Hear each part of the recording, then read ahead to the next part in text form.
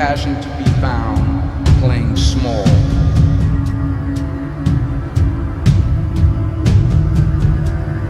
And settling for a life that's less than the one you're capable of living.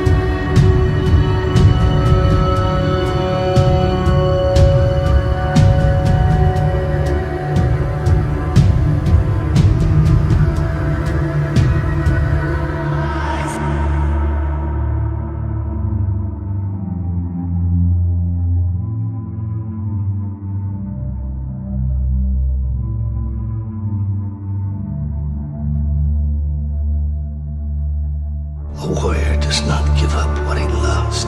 He finds the love in what he does. There is no starting or stopping, only doing.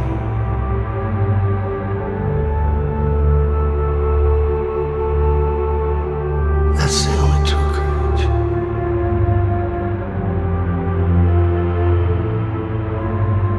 A warrior acts, only a fool reacts.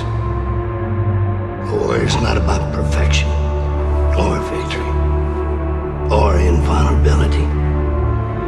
He's about absolute vulnerability.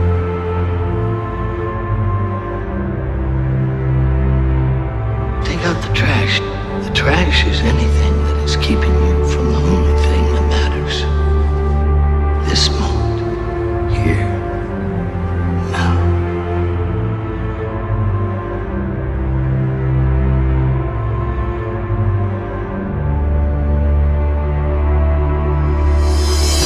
Choice.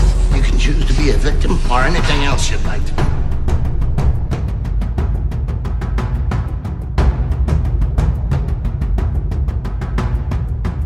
On the last set, you always gotta do one extra. That's what it's supposed to look like when you're done. If not, you probably haven't trained hard enough.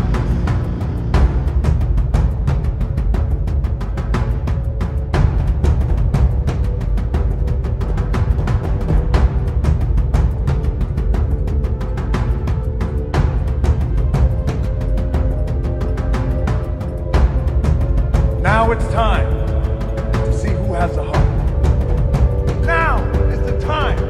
Prove to yourselves and prove to everyone out there you're somebody. And you're able to do something special that no one else in the world can do. Are you ready to go out there and take what's yours? What you worked hard for?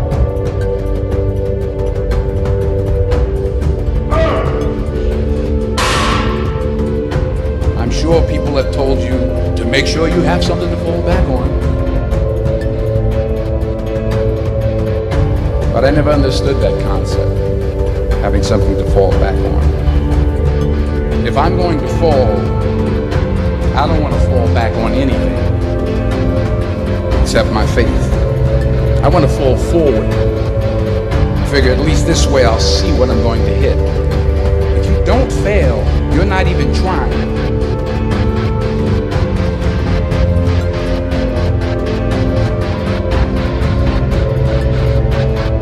Get something you never had, you have to do something you never did.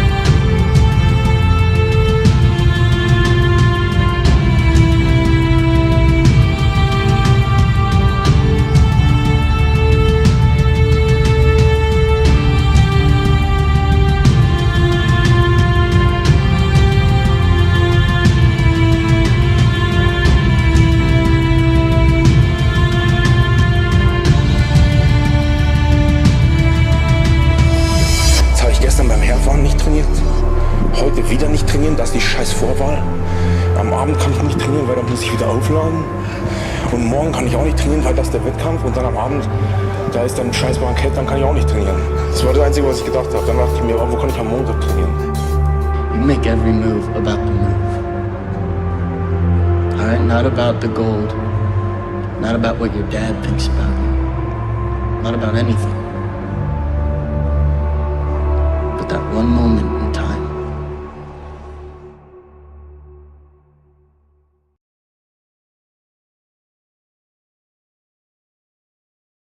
Life isn't just about passing on your genes. We can leave behind much more than just DNA. They say a man never really knows himself.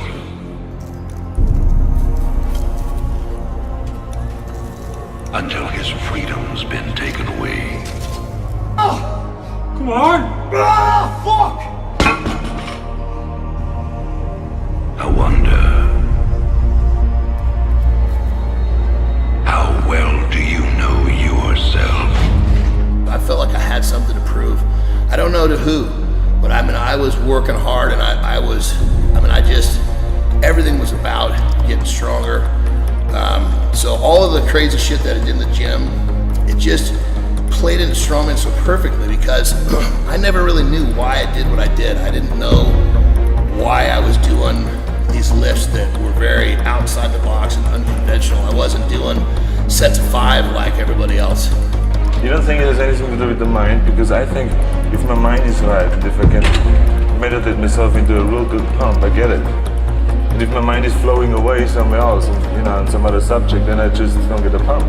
Everybody thinks that what we do here is physical, but there's so much more beneath the skin. People miss that, and I think that's what allows the people that get it, allows them to get ahead so much faster than everybody else.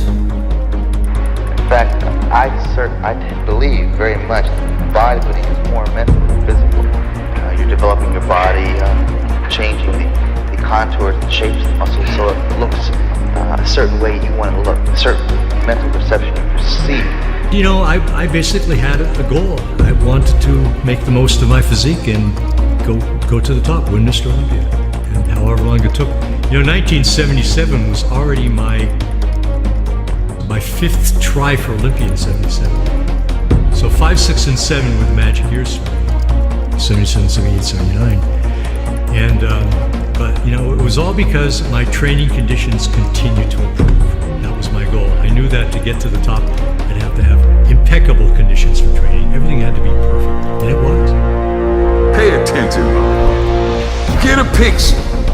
Get a clear picture in your motherfucking mind of what you want to achieve.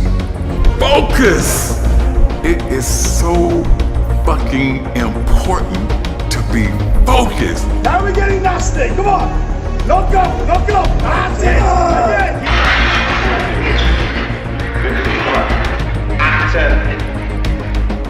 19 Mal Schwein. But I'm living the life I want. I don't wake up and drive to work every day. I wake up and live my dream. Training is fun. It's not a job. Yeah, again. Fucking awesome. One more. Yeah. Don't be next.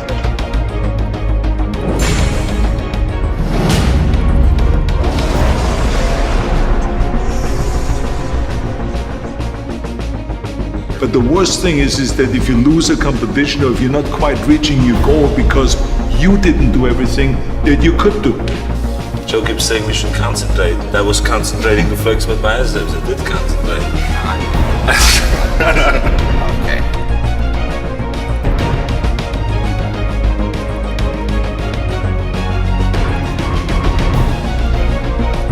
I tell my daughter this all the time. People life chooses them. They don't choose their life. And then next thing you know, they wake up, they're fucking 45, they're stuck in traffic driving to a job they don't want to go to, and life's got a hold of them. They got no choices. Choices are over. Choose your life. Don't let life choose you. Because some things are just worth fighting for.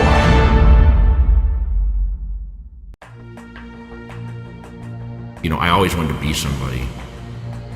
I picked up a magazine when I was 12 years old. I saw a picture of Chris Dickerson. My sister's boyfriend, he had some old magazines laying around, and I was just overwhelmed by what the body could look like.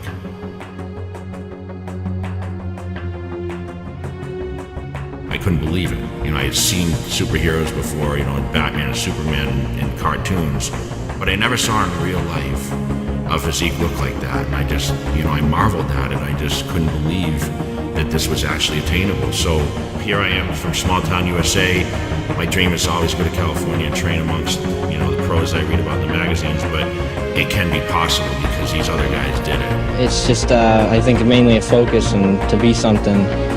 It takes a lot of time, but I'm dedicated, and it's brought me quite a bit of attention so far anyway. I just wanted to be something that no one else was.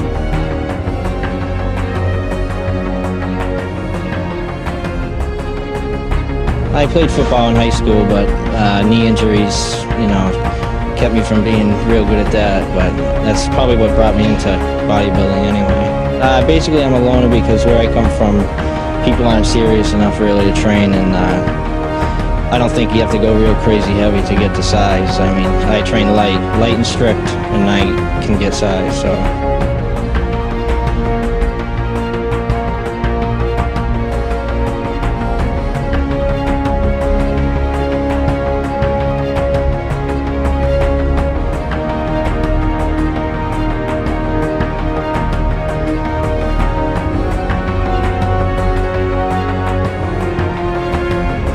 I still want to compete at my best, even at the age that I'm at. You know, people say past your prime. I mean, I don't know if there's any past your prime, but I'm still competitive. You don't want to think about that. You're not going to go into a show and say, well, I'm past my prime. I'm just doing it for the, you know, just to stand up there. That's not how an athlete or a champion bodybuilder, you know, trains for a competition or things. They always want to think about winning and being your absolute best.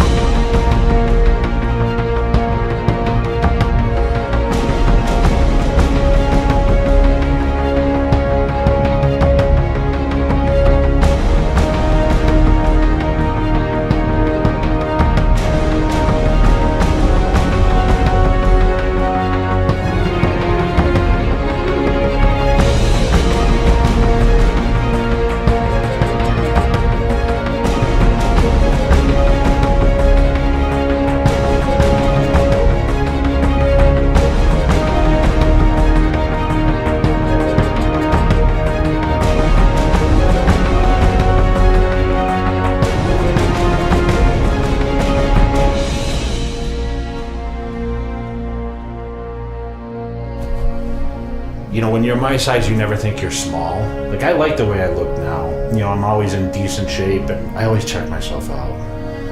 I never look at my face, though. I mostly look at the physique, you know, I flex the abs and... You know, I've been a 4-time champ, you know, and I've been a 6-time runner-up. And I'm the greatest bodybuilder ever. There's no question. I feel that I'm the greatest.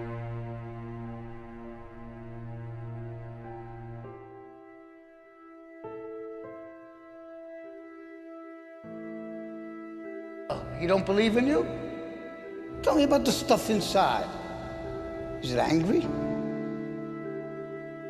Everything I got is moved on, and I'm here. But you know what? It's okay. Because I said to myself, if I break, if I'm hurt, whatever, I ain't gonna fix it. Why bother?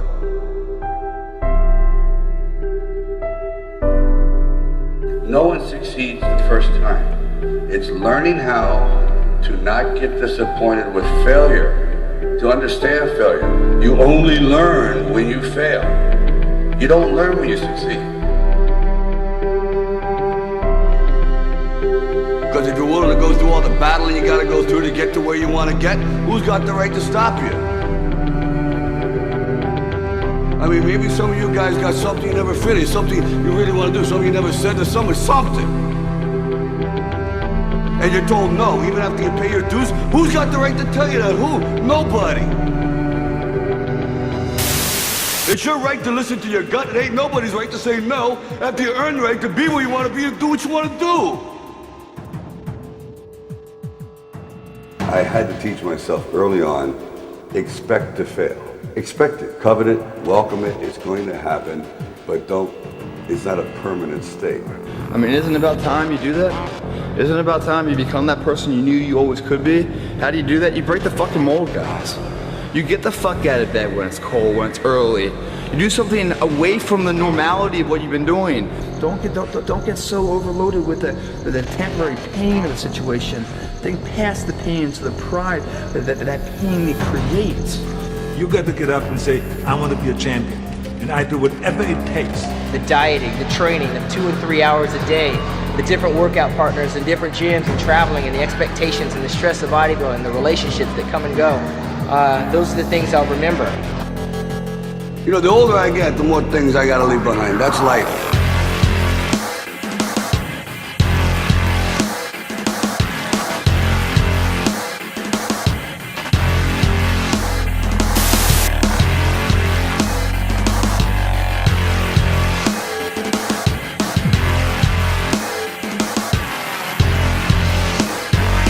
I can't do it forever.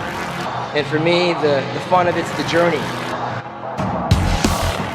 What can happen for you if you turned around and just decided to believe? You got to start somewhere. And sometimes the road back is not just as simple as saying, okay, well, I will now start to walk back towards sanity from my insanity. I love being told no. It just means yes. I welcome that. It's the journey.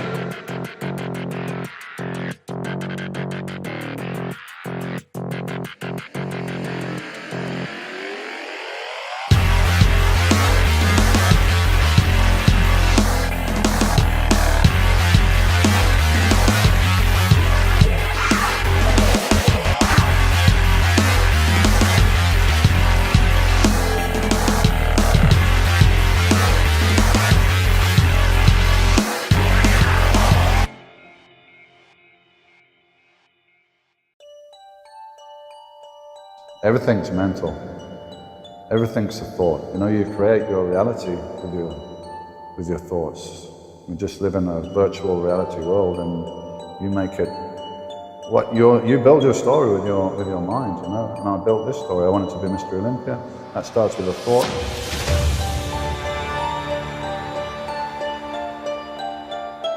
Then come the actions, and I learned from that I can apply that to many things, you know, and you can bring things into your reality. If your goal is to have a perfect body, a perfect developed body, you have to go on forever. Even in my house, you'll see one. You have to go on forever. I knew all along that it doesn't matter if I go down to 200 or to 160 pounds. Because if I make my mind up, it doesn't matter how much weight it is. All of that came together. When they raised my arms in victory, man, I felt I was on top of the world then.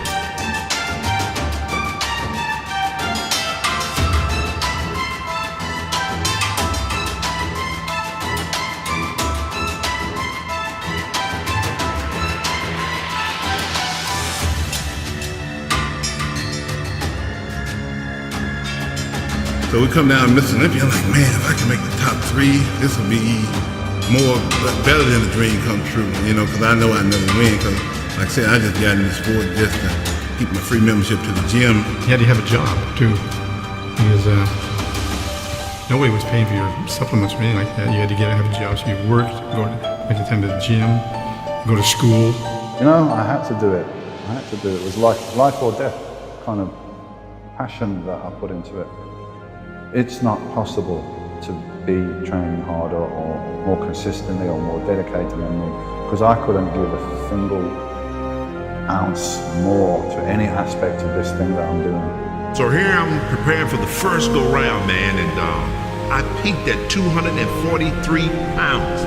I entered the show at 233 pounds. The same weight I won the IFBB World Championship. So what happened to the 10 pounds? What happened? And already I could see the tide turning, you know, as Lehany placing third ahead of me, Samir winning it.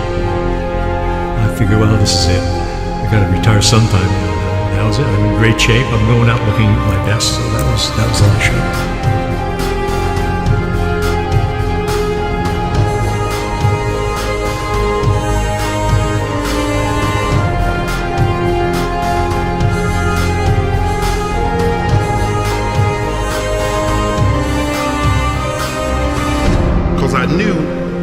peaked at 243 with symmetry, balance, with the look of Robbie, with the look of Arnold, and a posing routine like a Frank Zane, but you know, with the movement of Frank Zane or Ed Corning, then that was a winning combination. I love the whole concept of bodybuilding. You know, it's an individual sport, and of course he had the option as to which direction he wants to go into.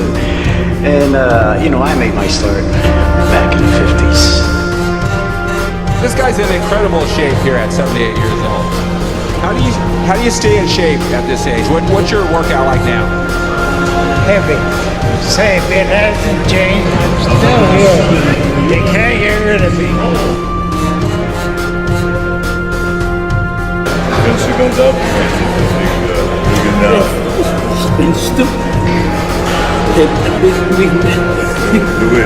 I went with Lee Haney to New York for his first Mr. Olympia win, and he won that show. And it was just one of the greatest experiences.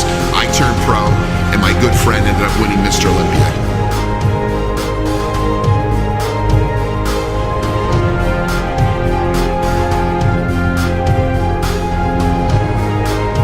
And I'm this 21-year-old cocky kid, thinking, man, I can go right into the Mr. Olympia, and win the show. And I still knew there was Lee Haney. This Lee Haney was just, at that time, was a freak.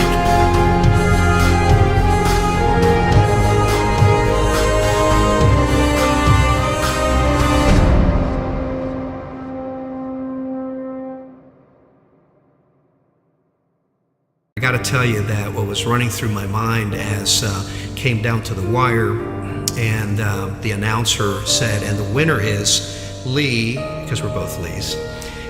It was like a feeling of being like at the edge of a cliff, and I got to tell you that I was either going to jump off and soar, or I was going to fall to the bottom and crash. And it was the feeling of a free fall when Haney's name was called for first place.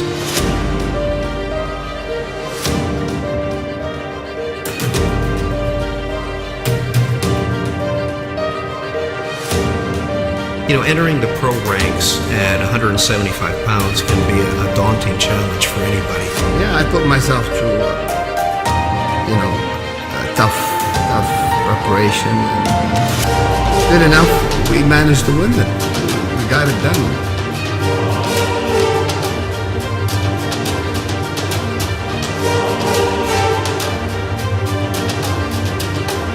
Supplements are good, but you can spend a lot of money on them where you can get the same benefit from food. So I said if I had to pick one supplement, just a good protein. Eduardo's system of training is that he eats a phenomenal amount of food. And everyone thought that, God, I'm a bodybuilder, so I must eat just like Eduardo did. And the truth is, I don't. I don't eat 12 egg omelets. I eat maybe 2. Okay. They were totally mystified by the fact that I didn't eat as much. It's a human nature. When you can't have something you want it. You know, when off season, I see the ice cream or the cake, I really don't care for it. But after 1 week of diet, Jesus Christ, I want it. Give me that. I want to eat anything. Isn't it amazing how a guy that's 58 years old can look this good? Geez, I hope to be living at age 58 rather than be competing for the Olympia title. 200 pounds even.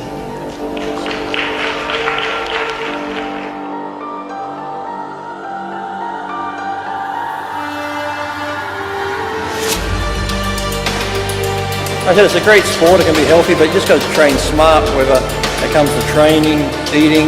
If you're going to go that route and use drugs, well, do it safely. If you're going to use them, don't abuse them. So, like I said, you want to get in this sport to be healthy and have longevity. You don't just want to come into the sport and say, hey, I'm going to be big, and then, in 6 years' time, you're sick and got problems and, end up dead. So, like I said, if you're going to do it, just be smart about it and enjoy it. That's the main thing.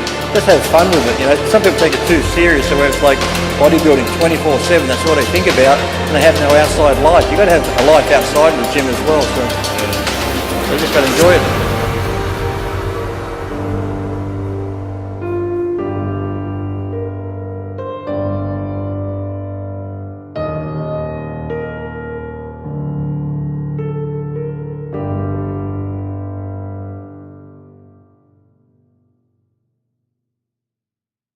I've got a Bible. If you came over and burned my Bible, I don't give a shit. I'll go buy another one. It's just a book.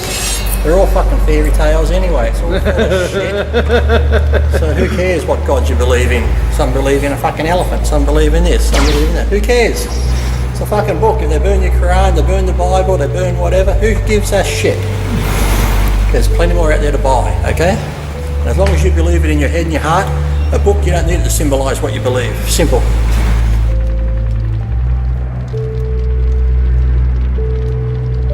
Won my first 3 contests at 13, and from then on, all the guys I compete against now are always my role models and people I looked up to. So even now, it's still funny to be on the same stage as them, because, you know, they're the people I looked up to, and because I'm short, I still look up to them, but it's sort of, you know, it just feels strange. And I never consider myself a professional. I always just consider myself as someone who trains and wants to do the best they can do. So it's still sort of like a thing to me. Sometimes you wonder if you're dreaming or whatever, but, you know, I just go and have fun. People take contests too serious, which I never do, you know. I just enjoy the training, so if I didn't compete, it wouldn't bother me, and that's it. But, you know, I just enjoy it, and I like seeing all the fans there, so it should be fun.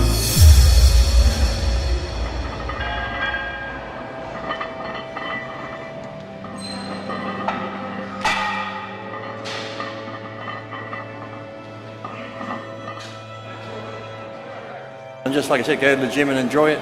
At the moment, I'm just training 6 days a week still train every day, and have my heavy days, have my lighter days, but like I said, it's just going to the gym and training and enjoying it. It's crazy, you know, in this sport, there's a lot of fragile egos, and some people that run the sport, they have egos too, so it's just crazy. It's like, it's a good sport, but sometimes the people that run it are pretty fucked up, so. I just listen to the body. If I'm hungry, I eat. If I'm not hungry, I don't eat. So we all get stereotyped as bodybuilders that you're all fucking meatheads and idiots and stuff like that, so happens to all races, sports people, anything. You get grouped in because of some bad ones. People ask you a question, they want to know the truth. When you tell them the truth, you get in trouble. So people say, tell me this, tell me that. When you tell them, oh, you shouldn't have said that, I'm like, well, you asked me.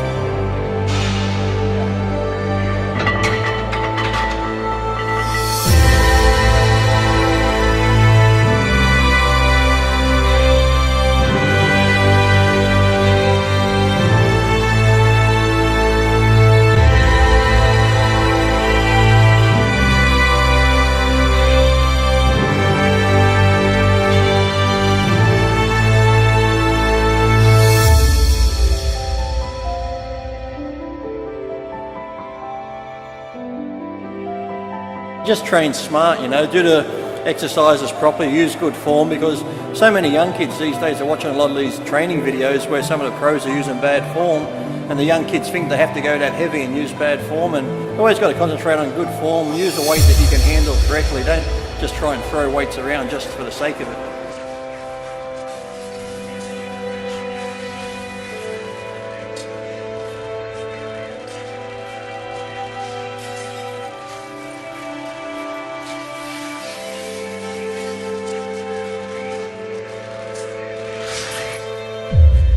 I can only do my best, and you know, I might be short, like 5'4", but the muscle mass I carry just as much muscle mass as someone 5'11", 6 foot. So, you know, it's up to the judges what they want and what they're looking for. But you know, I can only come in my best shape, which I will be, and then it's out of my hands after that.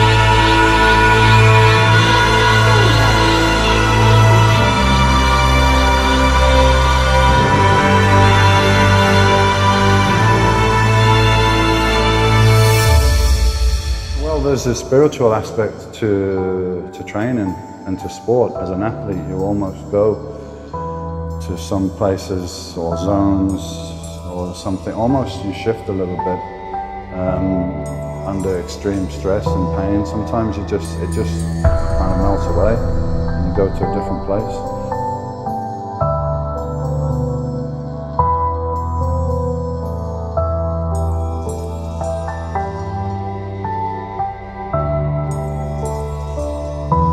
have a small gym in Birmingham, which is pretty much my base for my own training.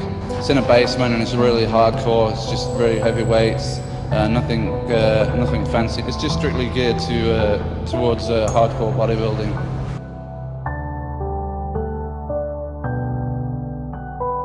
There was a lot of unemployment at the time in England, and I didn't have much direction in my life, so I spent a lot of time partying and drinking and things like that and getting into trouble. So when I started bodybuilding, it was something really, I felt, something really positive that I could put my energy into.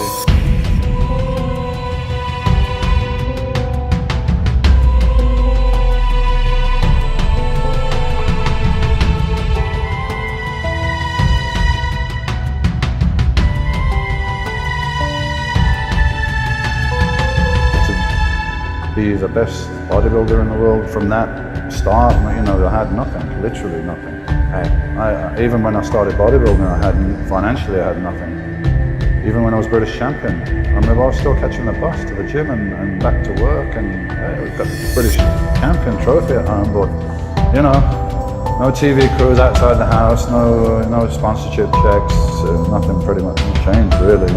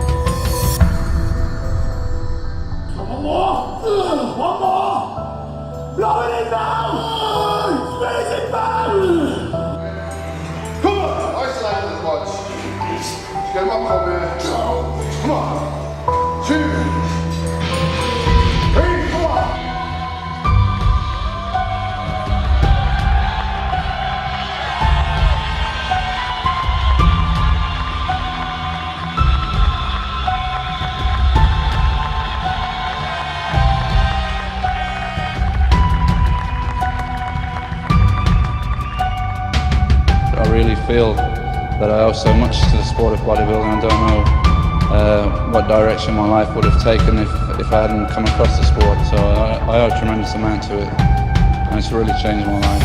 Bodybuilding was so individual for me. I had to study the nutrition. I had to do the training. I had to find out how it worked with my body. There were no teammates. There were no family. There was nobody to let me down. It was just all down to me, win or lose, and that was the appeal about bodybuilding for me. I was almost psychologically just perfectly built for it, perhaps,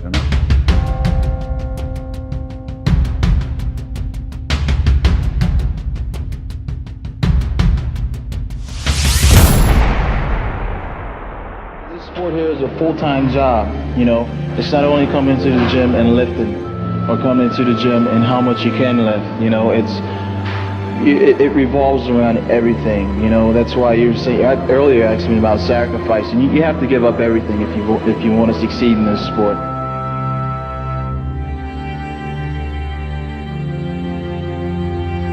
You're gonna have to put the mind in the muscle, and you're gonna have to be big. You gotta lift big, you gotta eat big, and you gotta sleep.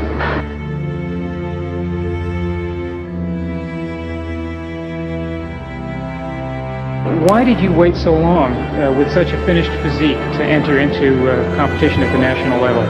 I wanted to, I don't think you should do anything halfway, and I wanted to be satisfied with my physique and the way that I did look before I entered a national competition. I wanted to be polished, I wanted to have my posing down, I wanted to really feel comfortable with myself.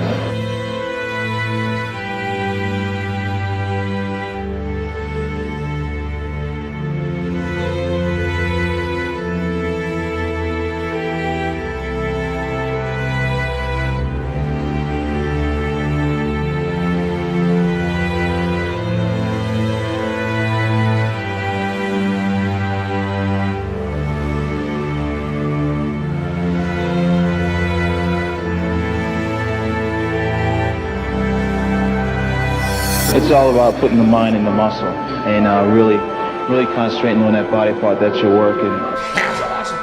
Oh, brother, I remember this, man. 1992, baby, Night of Champions. You beat Porter Petrell. You damn right. Oh.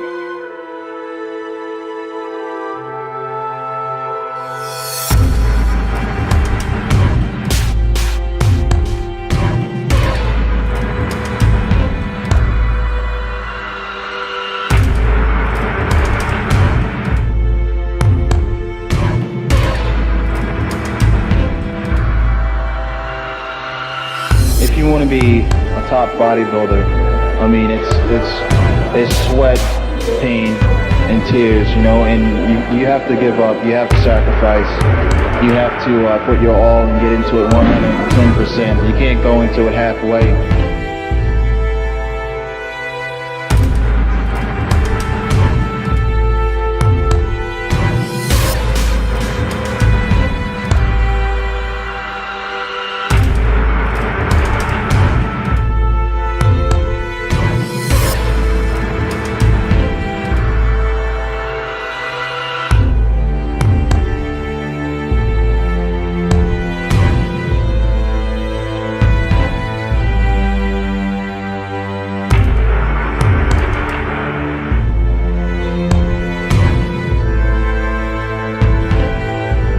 Weights and all this stuff is like going on. This is like my place that I created mentally, physically, that nobody could ever take away from me. So.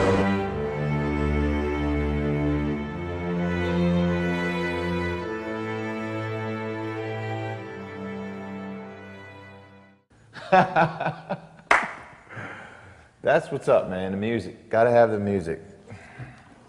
I don't know what I'd do if I didn't have no music in my life. Nothing was like really planned. You know, it was always just like felt. Even when I go in the gym and I'd work out, it was like, you know, I never had a workout. I never had like I never wrote down documentations of like, you know, what I did like the day before or like the week before or whatever. It was always like just how I felt that day. And then I just went on how I felt, and kind of like everything kind of like just fell into place.